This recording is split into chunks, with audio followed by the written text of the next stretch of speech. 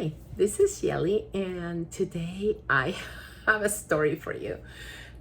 So this actually happened yesterday. I was not feeling well yesterday, so I couldn't film this video, but I almost fainted at Costco.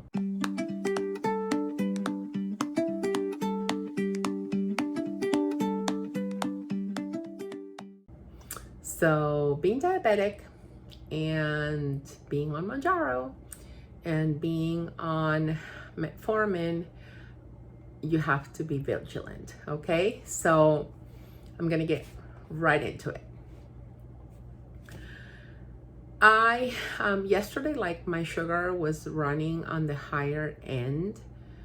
Was it because I ate something for dinner the day before yesterday? I don't quite remember, but I can check my I have it here. I can check my agenda and I can let you guys know. Oh yeah, so I had the same dinner of steak, a little bit of fries and yogurt that I had the day before, but for some reason my sugar was just running higher, and it could be that I ate later. So maybe I just have to be vigilant of eating earlier, right?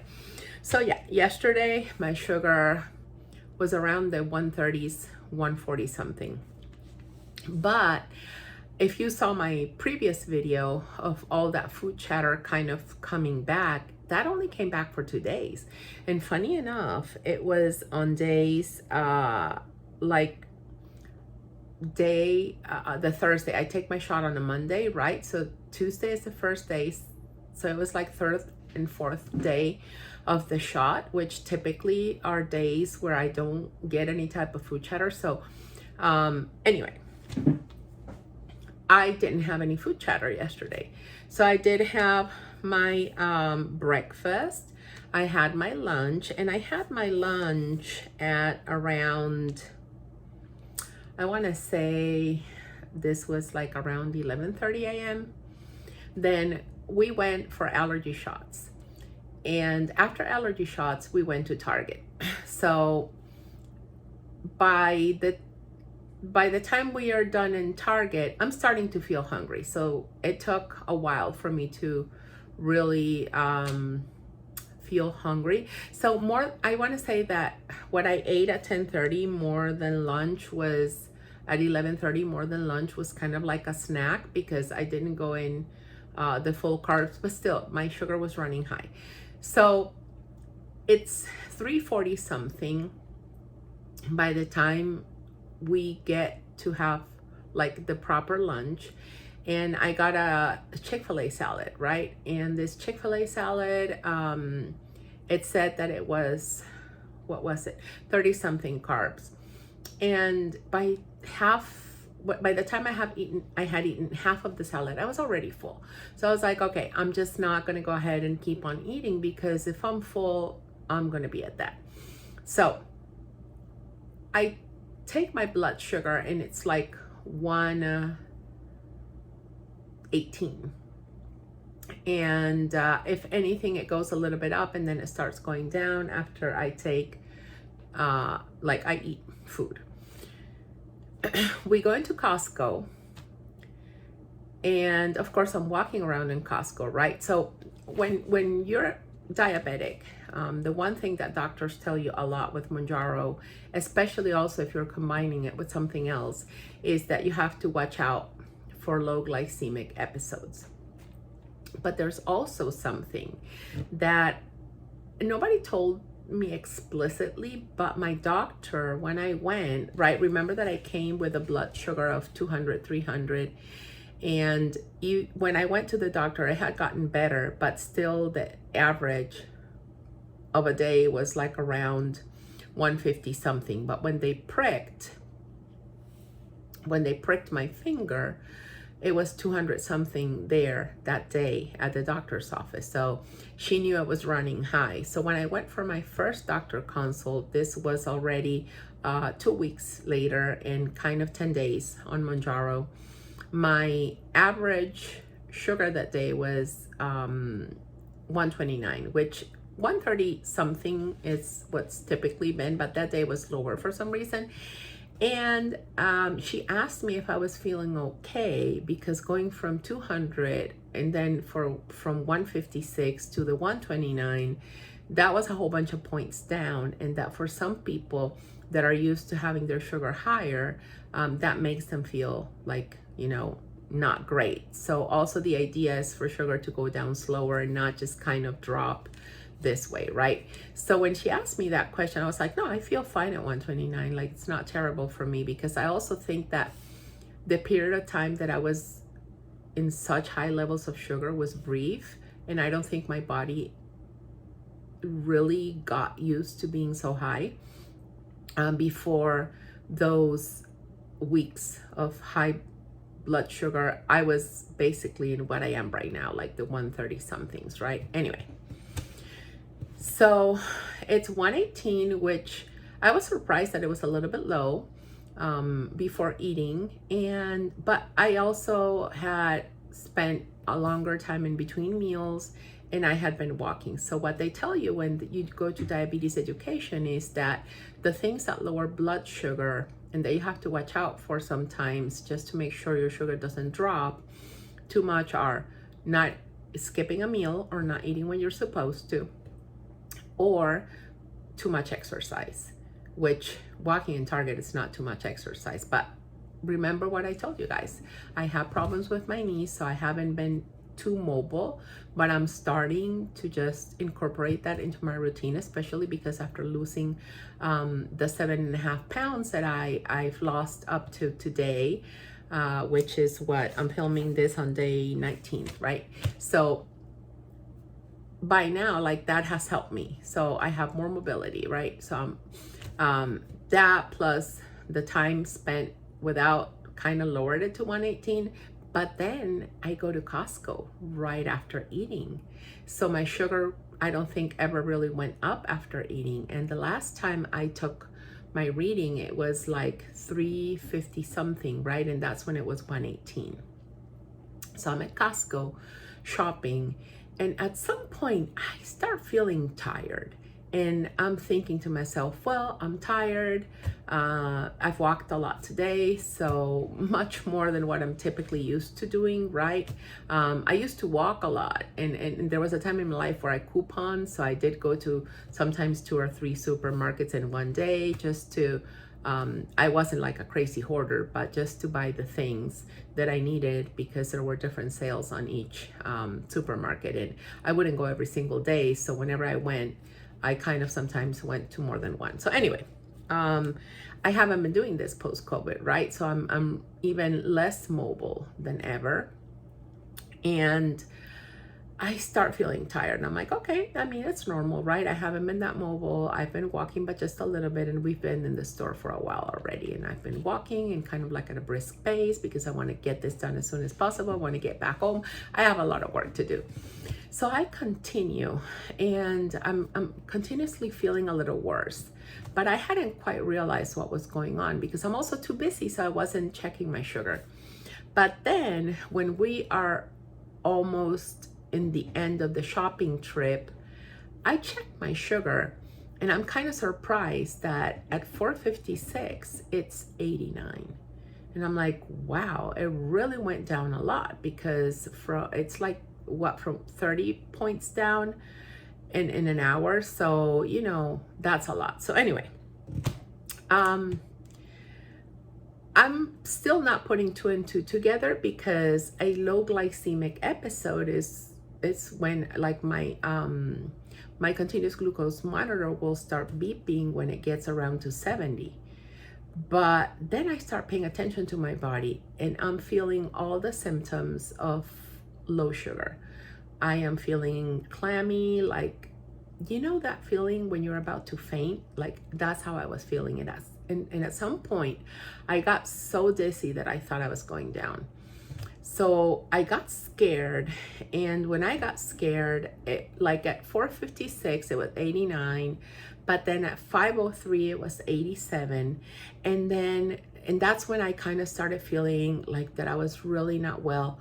Well, 2 minutes later, it was 81. So it was dropping really fast. And then my glucose, my app from the glucose reader was saying your glucose is dropping too fast. So that was like 2 + 2 = 4. I remember what my doctor said, that when you're used to having the sugar higher, a drop like this, you know, of course doesn't feel well in my body, to pay attention to my body. And I was having all the symptoms. I was feeling dizzy. I was feeling like lightheaded. A little bit of a small headache was starting to come in. I felt like I was going to faint. I was really like, instead of being in line to check out, I just wanted to go and lay down and sleep. But lay down and sleep just to avoid falling down on the ground. I was almost about to faint. So luckily, I have my preparedness kit with me, which consists of my glucose meter and some fast-acting glucose tablets that I purchased in the pharmacy. And I said to myself, I remember my diabetes educator said, well, if you ever go into low glucose, I want you to take like 4. If you're checking and you see that, because sometimes the monitor will tell you that it's low, but then you check on your finger and it's not. But she said, if the monitor keeps telling you it's low, you might still want to take a few tablets. So I'm feeling bad, right? The monitor is not telling me that it's low. It's telling me that it's dropping too fast. And I'm feeling that I'm about to faint. So I said, you know what, I'm going to take it. Hindsight is 2020. So instead of taking the 3 that I took, if this ever happens again, first, I'm going to try to make sure it doesn't happen again, especially if I'm going to be walking more or being more active. I'm going to make sure to eat what I have to eat and eat the amount of carbs that I have to eat and not half of the amount of carbs. However, if this happens again, I won't take the 3 tablets that I took, because I took 1 tablet, right? And I waited a little bit and my glucose was still not going up. You know, it went up very so slightly, but it was still feeling like I was going to drop. So I went ahead and took another one. And this time, this one I didn't, like I chewed it fast just so that it would go in fast. So it starts coming up, right? I was able to check out. I was able to finish shopping, but I went and sat down because like I'm also with my daughter. And I'm thinking, I don't want her to be concerned and worried that I'm going to drop here, right? So I wasn't telling her the whole story of how I was feeling. I was just telling her, I'm feeling a little bit the symptoms of low glucose. So I sit down for a little bit and I start feeling better. But all of a sudden, then I don't start feeling that great. And I start checking my glucose and that thing was rising up fast. So now I'm on the contrary, and let me just, because I brought the readings to my computer so I would be able to tell you guys, because I filmed from my phone. So I'm looking at it, and at 5:21 it had gotten to 96, which is kind of great. And I think 96 was like good instead of the 81, 96. But can you see that that's already 15 points higher? But of course I took the other 2 tablets and then it kept going up. So by 5:43 it was, well, no, I'm sorry, earlier. So by 5:38 it was 140.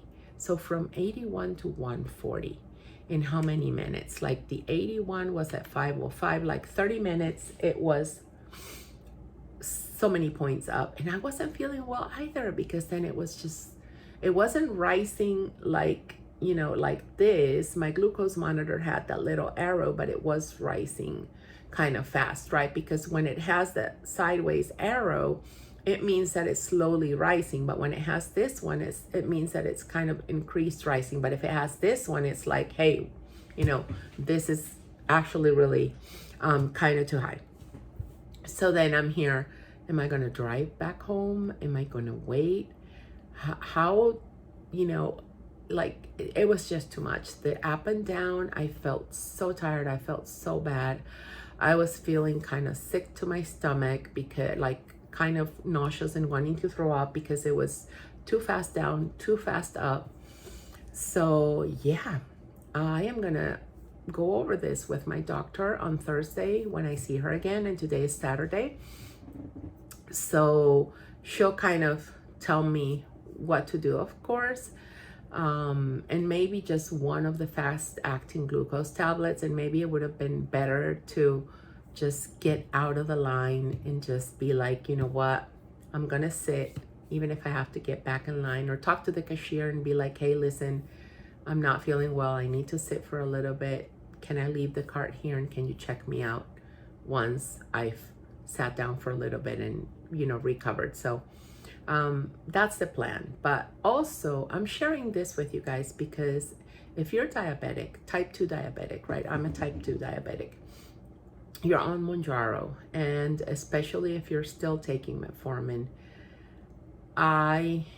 in my case at least, I feel that I will never really go out without my glucose tablets and my glucose monitor.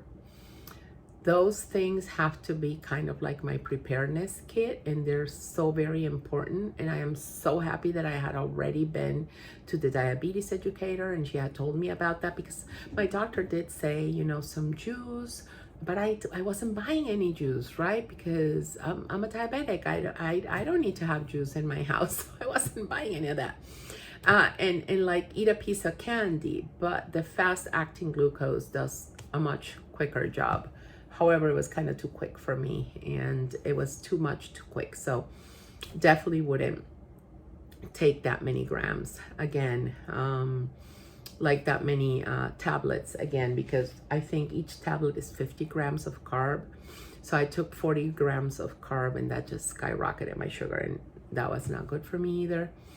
Once I got home and I was able to sit down for a little bit and I rested, like my sugar started, you know, just being a little bit steadier and going down a little bit. I also had a snack as soon as I got home, because one of the issues that I was having was a lack of food. So even though my sugar was high because of the glucose tablets, I knew I had to nourish my body, right? So lesson learned. I have to be mindful. I know that for a lot of people that are not diabetic, maybe it's okay to be on Mounjaro and not eat because you're not hungry, and possibly even skip a meal or not eat the full amount of calories or carbs that you need to eat. But like in my case, being diabetic, I never really thought that I would be the person that would have something like this happen, because my sugar is always so high. But I'm just thinking, if I had let that continue dropping, like I would have just fainted. And I was at the point, like at some point, like, you know, my eyesight didn't get like black, but I was kind of spacing out. So yeah, so glad that I have my tablets with me. And oh, the other thing, I had purchased this big tub of tablets. So I had a few in a Ziploc bag because I hadn't found the smaller ones. But then I did find the smaller tubes, which are better to carry in my purse. However, I hadn't even opened them yet, and they're kind of hard to open. So when I got home and checked the tube, I was like, you know, I should have this tube opened up, because if I need it in a rush, I can't start by opening it and just fiddling with it for 5 minutes. I need to be able to open it and access it fast. So I have other 2 tubes, one that I keep upstairs and one that I keep in another part of the house. And I'm gonna open them all, because I think it's good to just have them readily available and open. And just be sure to switch them out every so often, because, you know, those things, once you open them, there's a certain time that they can be okay without, you having to, throw them away. So that is my story for today. It was kind of scary. And today is, let me just fill you in really quickly. Today is Saturday. My sugar has kind of been on the high end, and I didn't make the best choice for lunch. I thought it was, you know, starting to be okay. And I read the instructions. Like, I'm from Venezuela, we love arepas, so I made like the smallest, thinnest thing. It wasn't even that much. Mostly what I ate was the lunch meat and the cheese, and some a little bit of salad also that went with it. But that thing threw my sugar through the roof. So now I know that that's something that I shouldn't be eating either. And I just have to watch what I'm gonna eat for the rest of the day. So I was gonna have some ground beef, and I kind of wanted to have something, but I need to change and switch. If anything, I think my dinner has to be very, very well planned. So it's a good thing that I got some fish at Costco. So I'm just gonna go ahead and do that. And my family has been calling me for all the duration of this video, and they might be a little scared that I'm not picking up the phone because of what happened yesterday. So with this, I'm just gonna say goodbye, guys.